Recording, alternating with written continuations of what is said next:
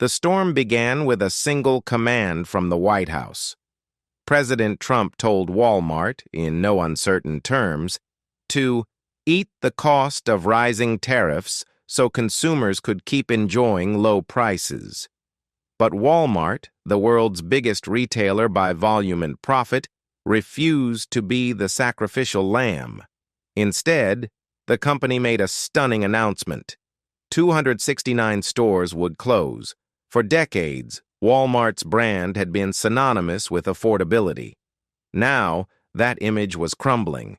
The first blow came with little warning.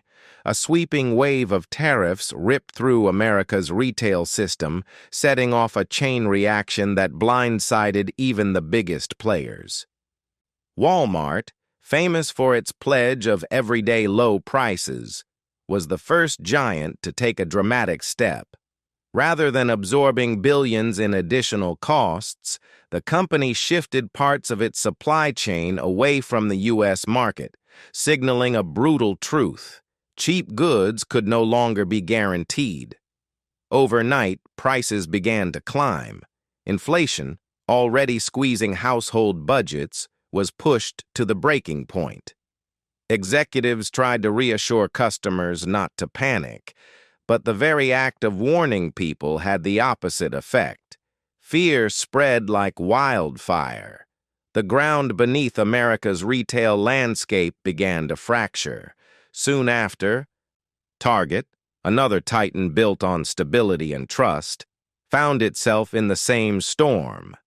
If the strongest retailers were already teetering on the edge, ordinary Americans couldn't help but ask, what would happen to the rest of the country? The crisis revealed itself in everyday trips to the store. Shoppers, long accustomed to predictable prices, were stunned to see sudden hikes. A pack of beef that once cost $9 now demanded nearly $14. Lettuce jumped 30% overnight. Breakfast cereal, a daily staple, was suddenly $2 more.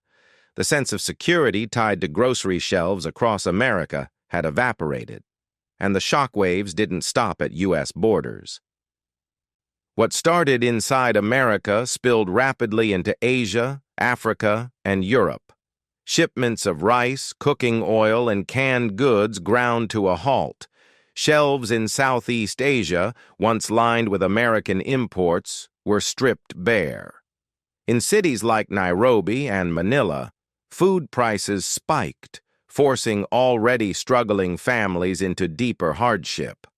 The spark for this global turmoil had been lit in Washington, when Trump lashed out at Walmart, accusing it of betraying American workers.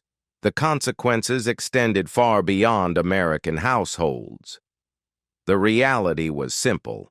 Walmart could no longer uphold its promise of everyday low prices. The math didn't work anymore. Tariffs had obliterated the balance, and Walmart's books bore the scars. By the second quarter of 2025, losses reached a staggering $25 billion. The fallout was merciless. Families paid the price, literally, for food and basic goods.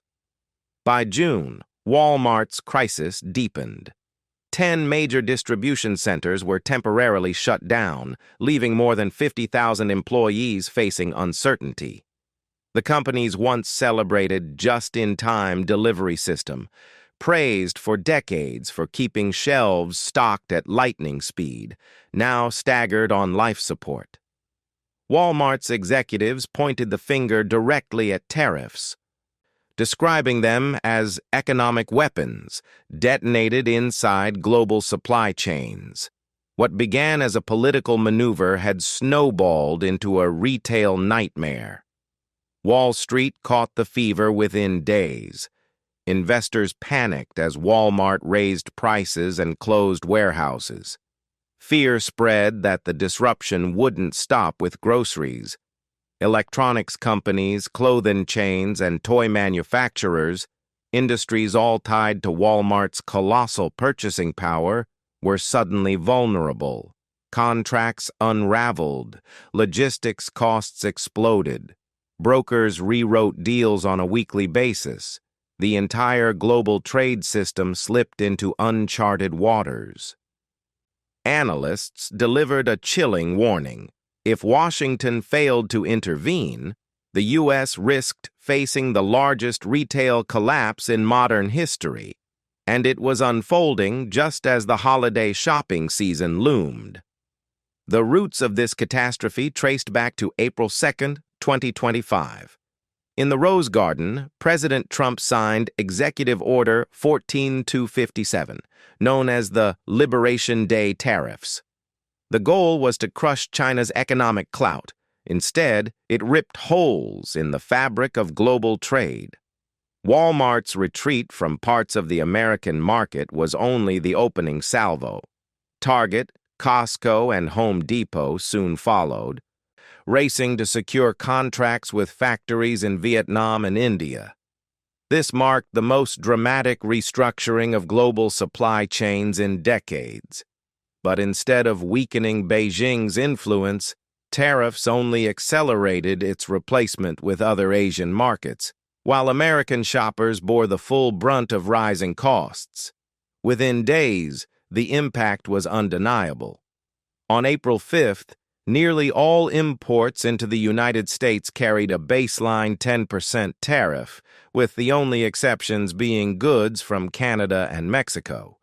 By April 9th, retaliatory tariffs from 60 countries were in full swing. China, the hardest hit. Tariffs on Chinese exports skyrocketed to as high as 145%. The ripple was instant. One of Walmart's biggest toy suppliers in China slashed production by 70%. The U.S. Toy Association sounded the alarm, reporting that nearly half its members were on the brink of bankruptcy. Shipping costs on routes between Shenzhen and Long Beach tripled. Cargo delays stacked up. Europe, too, felt the weight as shelves emptied before goods even hit supermarkets. At major American ports, hundreds of containers sat stranded, abandoned by importers who couldn't afford the new duties. Some cargo spoiled where it sat. Walmart's warehouses turned into graveyards of unclaimed shipments. The normally critical holiday shopping season now threatened to be defined by empty shelves nationwide. The situation spiraled further out of control on May 2, 2025. Trump threatened a massive 50% tariff on European imports unless the European Union bowed to his terms. The response was immediate and brutal. Markets across Europe hemorrhaged $180 billion in value in just 3 days. German auto exports slowed to a crawl and stock indexes plummeted. What had begun as a standoff with China had now engulfed the entire transatlantic economy. Asia was no safer. South Korea was suddenly slapped with a 25% tariff, putting nearly half of Hyundai and Kia's U.S. exports at risk. The Bank of Korea predicted steep losses in jobs and revenue, warning of a coming storm in its automotive industry. While nations scrambled to contain the fallout, Walmart's workers were the ones feeling the most direct pain. With fewer shipments arriving, working hours evaporated.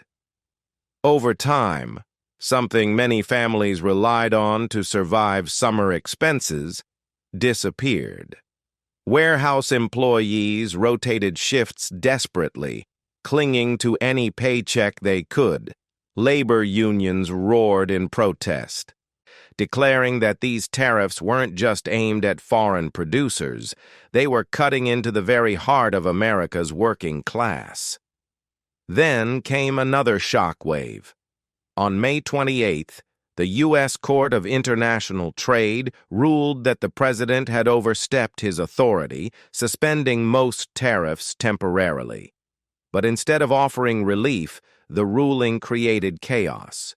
No one knew whether tariffs would return or come back even harsher once the suspension expired. Walmart braced itself, projecting a staggering $25 billion quarterly loss with no light at the end of the tunnel. Shifting supply chains away from China turned out to be far harder than corporate strategists imagined. Vietnamese and Indian factories, hailed as alternatives, quickly hit capacity limits. Garment producers in Hanoi reported 6-month backlogs. Electronics manufacturers in India faltered without access to Chinese components, bottlenecking production. As demand surged, output slowed to a crawl. For Walmart's global procurement teams, the numbers became nightmarish. In just 3 weeks, shipping costs from Asia to the United States doubled. A container that once cost $3,500 now demanded $6,500, with projections of $8,500 before summer. Sailings were canceled, ports were skipped. 2-week delays became the new standard. Walmart's finely tuned logistics model, the backbone of its empire, was unraveling before the world's eyes. And Walmart wasn't the only one bleeding. Small and mid-sized businesses were pummeled. Banks restricted loans to import-reliant companies, fearing defaults. Venture capital fled logistics startups, unwilling to gamble on an unstable market. Credit rating agencies downgraded the outlook for entire sectors, from retail to manufacturing. On land, warehouses filled to the breaking point. Companies scrambled to stockpile goods before the next tariff wave, sending rental rates through the roof. Some warehouses charged 4 times their normal fees. Even Flex, a storage company specializing in short-term contracts, was overwhelmed, reporting requests 6 times higher than average, forcing it to create a waiting list for the first time in its history. Meanwhile, Walmart's own distribution centers, once symbols of unstoppable efficiency, were choking. With shutdowns spreading, unsold inventory piled up and expired, creating daily losses.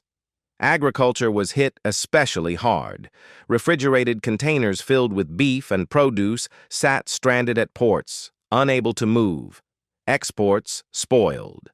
Farmers, who had only just begun to recover from previous trade wars, saw years of progress vanish in a matter of weeks. American beef, once a global staple, now became a tragic emblem of waste. Tons of food rotting while families at home paid record prices. For households across the nation, the squeeze grew harsher by the day. Economists estimated tariffs would tack on an extra $1,000 a year to the expenses of the average family.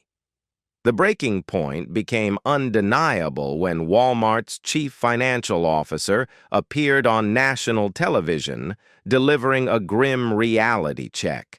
Beef prices had surged to $14 a pound.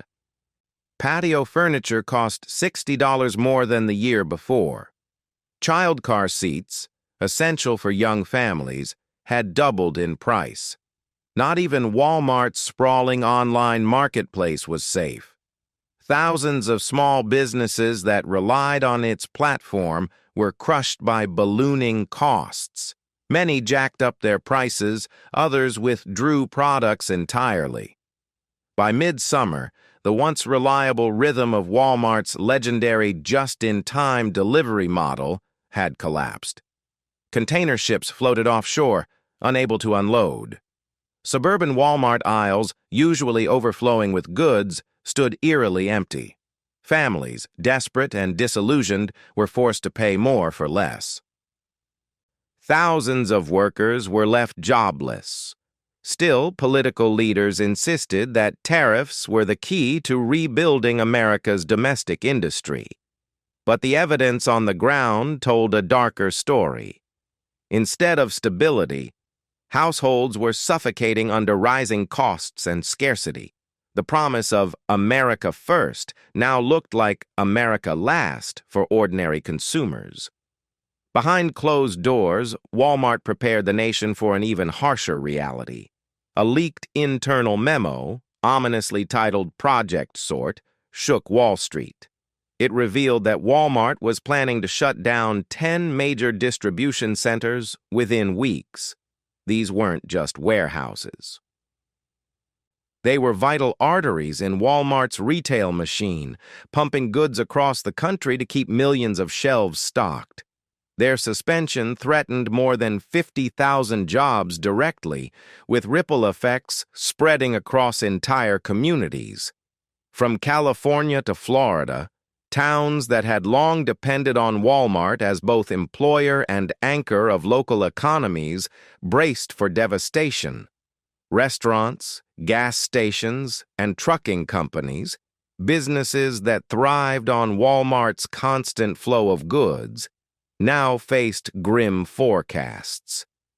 Even local governments reliant on Walmart's tax revenue began to panic. The harsh truth became impossible to ignore. The foundation of American retail was being ripped apart, and with it, the livelihoods of millions of workers who kept the system alive. So the question loomed: how much strain could America's retail backbone take before it snapped entirely? And if Walmart fell, what did that mean for the wider U.S. economy? By midsummer 2025, the United States found itself staring into the abyss of a retail collapse unlike anything in living memory. The ripple effects of Trump's tariffs were no longer abstract.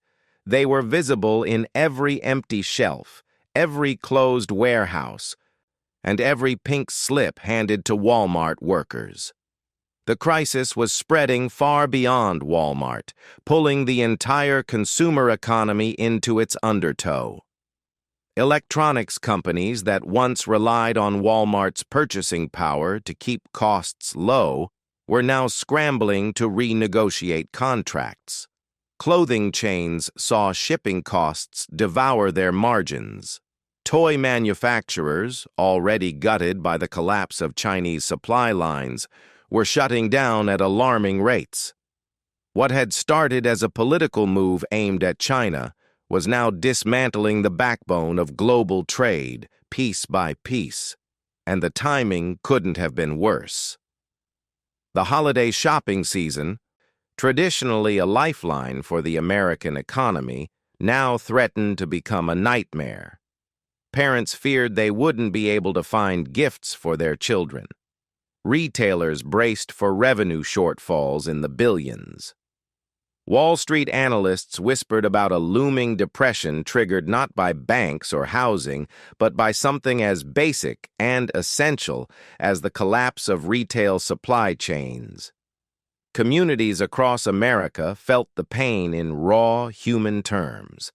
In small towns where Walmart was the single largest employer, layoffs cascaded into local economies.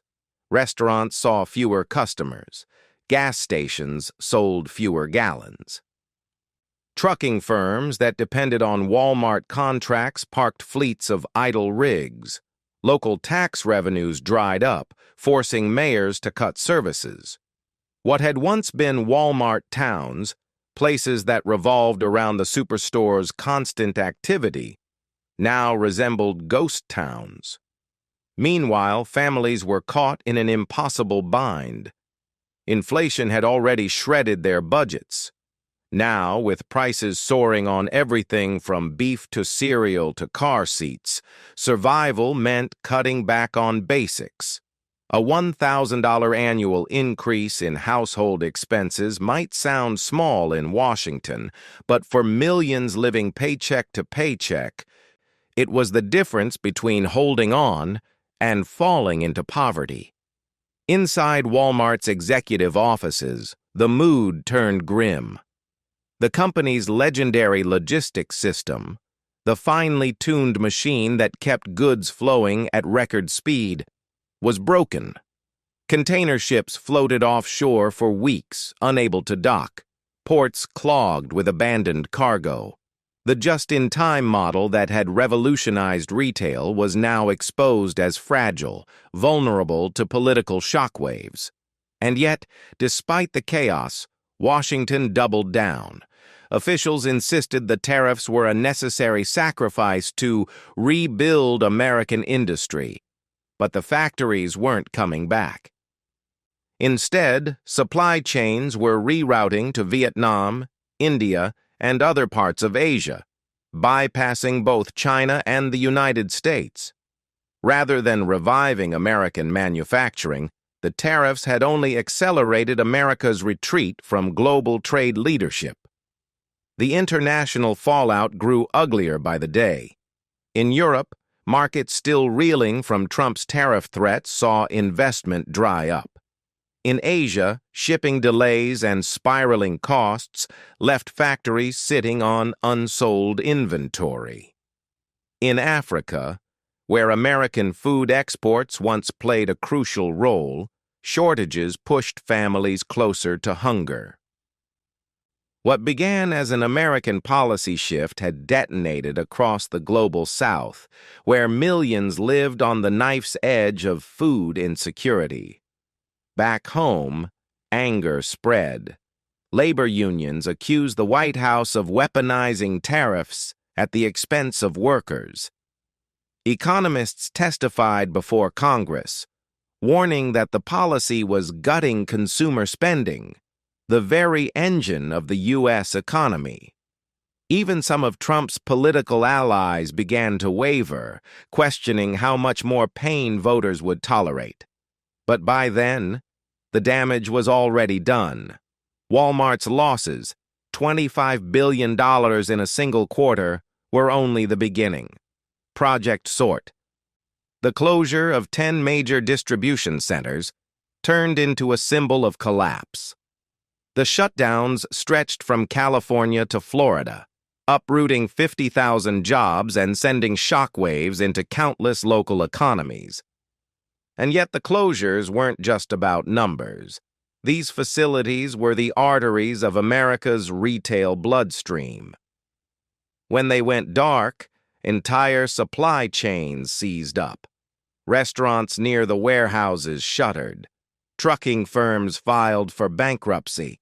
Local governments slashed budgets. The collapse cascaded outward in ever-widening circles. By late summer, the narrative was clear. The backbone of American retail had snapped. The system that once guaranteed affordable goods and constant supply had fractured under political pressure. Families paid more, workers lost jobs, and communities faced decline. And the questions that haunted Americans grew darker by the day. How much more strain could the system take before it broke completely? If Walmart, the giant that defined modern retail, could not survive the storm, what chance did smaller retailers have? And if America's retail backbone crumbled, what would that mean for the wider economy? For now, there were no clear answers, only a sobering realization. The promise of low prices, endless shelves, and stable supply had always been more fragile than it seemed. With the strike of a pen in the rose garden, that illusion had been shattered. The United States stood at the edge of an economic reckoning, one where the collapse of Walmart wasn't just a corporate crisis, it was a symbol of how quickly the foundations of everyday life could be torn apart. The warning signs had been ignored. Now the nation faced the cost. Cost.